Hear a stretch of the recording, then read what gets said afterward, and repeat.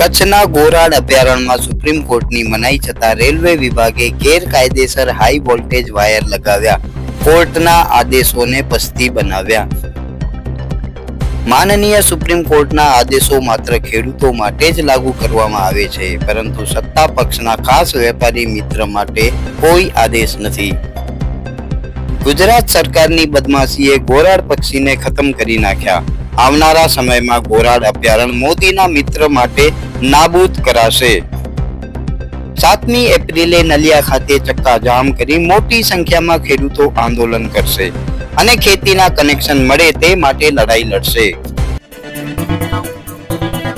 નમસ્કાર, આવાજ જનતા કી માંથી હું દત્તેશ ભાવસાર આપનું સ્વાગત કરું છું। કચ્છ જિલ્લામાં આવેલા ગોરાડ અભયારણ્યમાં જે કે ગોરાડ પક્ષી માટેનો સ્પેશિયલ અભયારણ્ય છે અને ગુજરાતમાં આવો એક પણ અભયારણ્ય આ સિવાય નથી।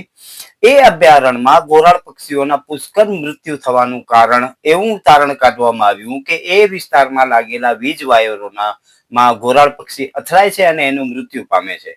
પરિણામ સ્વરૂપે સુપ્રીમ કોર્ટમાં એક PIL થઈ અને PILમાં વચગાળાનો ઓર્ડર એવો કરવામાં આવ્યો કે 19 એપ્રિલ 2021 બાદ એ અભયારણ્ય વિસ્તારમાંથી જેટલા પણ વીજ વાયરો છે એ વીજ વાયરોને 1 વર્ષની અંદર અંડરગ્રાઉન્ડ કરવામાં આવે અને નવા વીજ વાયર લગાડવા ઉપર પ્રતિબંધ લાદવામાં આવ્યો છે। પરંતુ એ નવા વીજ વાયરનો પ્રતિબંધ માત્ર ખેડૂતો માટે જ લાગુ પડે છે। ખેડૂતોને જે વીજળીના કનેક્શન છે એ નથી આપવામાં આવતા, પરંતુ જે પવનચક્કી લગાવતી કંપનીઓ છે અને જે રેલવે લાઈન હાલમાં જ નવી રેલવે લાઈન ત્યાં પડેલી છે એના હાઈ ટેન્શન વાયર લગાડવાની પરમિશન આપવામાં આવી છે। સરકાર પોતે જ જ્યાં સુપ્રીમ કોર્ટના આદેશનો અનાદર કરે છે તો આપણે સામાન્ય વ્યક્તિમાં એની શું અપેક્ષા રાખી શકીએ? પરંતુ સામાન્ય વ્યક્તિ એ નિયમોનો ભંગ કરે તો એના વિરુદ્ધ કાયદાનો દંડો ચાલે છે અને હાલમાં તો તમને ધ્યાનમાં છે કે દાદાનો બુલડોઝર ચાલે છે, પરંતુ કેન્દ્ર સરકાર પોતે જ એ નિયમોનું પાલન નથી કરતી અને રેલવે લાઈનના વીજ વાયરો ખૂબ જ મોટી સંખ્યામાં ત્યાં લગાવી દીધા છે।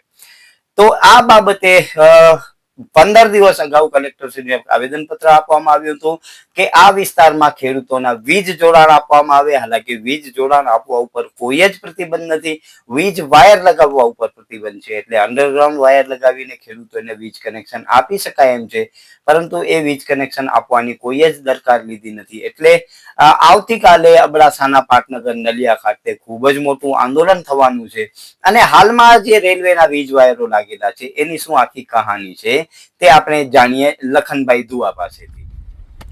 હાલ હું જે જગ્યાએ ઊભો છું એ જગ્યા મેન જે ગોરાડ અભયારણ્ય કહેવાય એનું મેન જગ્યા આવેલી છે અને આ જ મેન જગ્યા ઉપર આ રેલવે જાય છે। આ સાઈડે ગોરાડ અભયારણ્ય છે, રેલવેની આ સાઈડ પણ આખું આ ગોરાડ અભયારણ્ય છે। એની વચમાં મોદી સાહેબના મિત્ર અદાણીને ફાયદો પહોંચાડવા માટે ગોરાડ અભયારણ્યને સાઈડમાં મૂકી 2021ના સુપ્રીમ કોર્ટના જજમેન્ટને સાઈડમાં મૂકી અને માત્ર ને માત્ર મોદી સાહેબના મિત્ર અદાણીને ફાયદો પહોંચાડવા માટે આ રેલવે લાઈન આખી નાખવામાં આવી છે અને અહીંયાથી ટ્રેન જે અવર જવર ચાલુ થઈ ગઈ છે। ખરેખર શરમજનક બાબત કહેવાય કચ્છના તમામે તમામ નપાણિયા નેતાઓ માટે અને એમના ભૂંડ ભક્તો માટે જે આખો દિવસ ભાજપના રાગ જાપીને બેઠા છે। ખેડૂતોને થતો અન્યાયને રોકવા માટે ક્યાં ઊભા નથી રહેતા અને ક્લિયર કટ દેખાય છે કે માત્ર અદાણીને ફાયદો પહોંચાડવા માટે, ખેડૂતોને નુકસાન કરવા માટે આ અભયારણ્ય આખું બહુ ટૂંક જ સમયમાં હું ચેલેન્જ મારીને કહું છું મફતના ભાવમાં અદાણીને દઈ દેવામાં આવશે। અમે ગોરાડ જે છે એ બે જ વધ્યા છે અને બે કેટલા સમય સુધી અહીંયા કને જીવિત રહી શકશે એ મોટો પ્રશ્ન છે।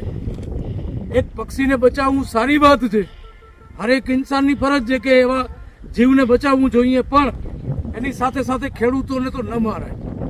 આ દેશ જે આપણું ભારત દેશ એ કૃષિ પ્રધાન દેશ છે, આનો ભારત દેશનો ઢાંચો જ ખેડૂતો ઉપર છે અને એ જ ખેડૂતોને મારી અને અદાણી જેવા બિઝનેસમેનને ફાયદો પહોંચાડવું એ કેટલું યોગ્ય છે? ખેડૂતોને કહેવા માંગીશ, વહેલી તકે જાગી જાજો। અબડાસાના ખેડૂતો ખાસ કરીને જાગી જાજો। આ જુઓ છો આખું તમે, આ અભયારણ્ય આવેલું છે, ગોરાડ અભયારણ્ય છે। આ સાઈડે ગોરાડ અભયારણ્ય છે ને આ સાઈડે ગોરાડ અભયારણ્ય છે, એની વચમાં રેલવે આવે છે ને એની વચમાં તાર નાખેલા છે। અને તમારા ખેતીમાં, તમારા ખેતરમાં, વાડીમાં વીજ કનેક્શન આપવા માટે પીજીવીસીએલ ના પાડી દે છે. હવે તમને સમજવાનું છે. મહેરબાની કરી અને અબડાસાના ખેડૂતો જાગો. તમને આ હાલ તો તમને કાંઈ નહીં લાગે, પણ આજથી 5 વર્ષ પછી જે નુકસાન દેખાશે બહુ મોટું નુકસાન છે. મહેરબાની કરી અને તમારા ખેડૂતો સાથે થતા અન્યાયના વિરોધમાં, આ ભૂંડ ભાજપની સરકારના વિરોધમાં આવો, સાથે મળીને લડીએ આપણે.